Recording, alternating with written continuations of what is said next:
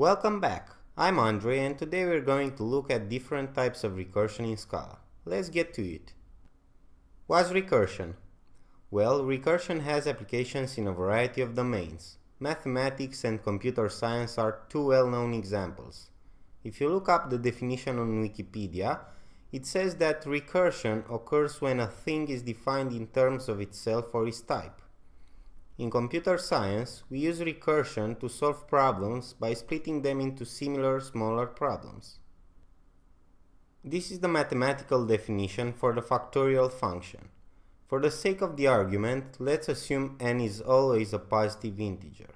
The first branch defines a base case for our function. We know the answer for that case without making any other computations. The second branch defines factorial of n in terms of factorial of n minus 1. This is a smaller instance of our initial problem. Let's see how this works in an example. We want to compute factorial of 3. Now looking at our definition, we decompose it into 3 times factorial of 2. Now we compute factorial of 2, which is 2 times factorial of 1. These are two smaller instances of our initial problem. We know that factorial of 1 is 1, so we don't make any other recursive call. Now we can finally return the result, which is 6. We'll see in a second that this is also an example of stack recursion. Today we're going to talk about two types of recursion. The first one is stack recursion. So, we say that a function is stack recursive if the recursive call occurs before using it to compute the result, or we say that the recursive call occurs first. Now let's write our previous factorial function in Scala in a stack recursive manner. As I mentioned, we need to know the result of factorial of x minus 1 before we can compute factorial of x. Now this can be clearly seen from the function definition here. What happens is that the JVM has to keep track of the call stack which grows linearly with x. Scala forces you to specify the return type on all recursive functions. If you don't put it, then you will get a compile error saying that recursive method factorial needs result type.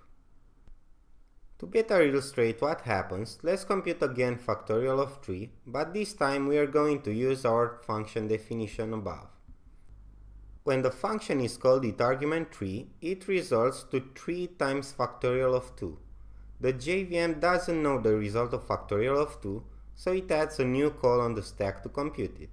This time the result is 2 times factorial of 1. Again, the JVM adds a new call on the stack, and we get back 1. The result is now used to compute the previous calls with 2 for factorial of 2, and 6 as the final result. Stack recursion comes with a bunch of issues.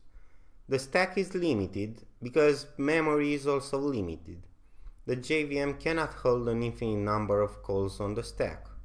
When the stack becomes too large, the apps usually crash with stack overflow errors. If we take our previous function and call it with a large number, such as 1 million, we will get a well-known Java-lang stack overflow error. Now, stack overflow error is a really bad exception in the Java world. It's a subclass of virtual machine error and it actually crashes the JVM. To avoid all this mess, we could use an iterative solution. The other type of recursion we are going to look at today is tail recursion. Tail recursion may look very much the same like stack recursion for easy problems, but it gets harder to maintain for more complex problems. We say that a function is tail recursive if the recursive call occurs as the last call. This allows the JVM to compute everything in the same stack frame. The compiler is also smart enough to optimize some of the tail recursive functions into iterations. As we can see, the tail recursive version of the function looks very much the same like the stack recursion solution. There are minor changes, such as the new parameter Akka.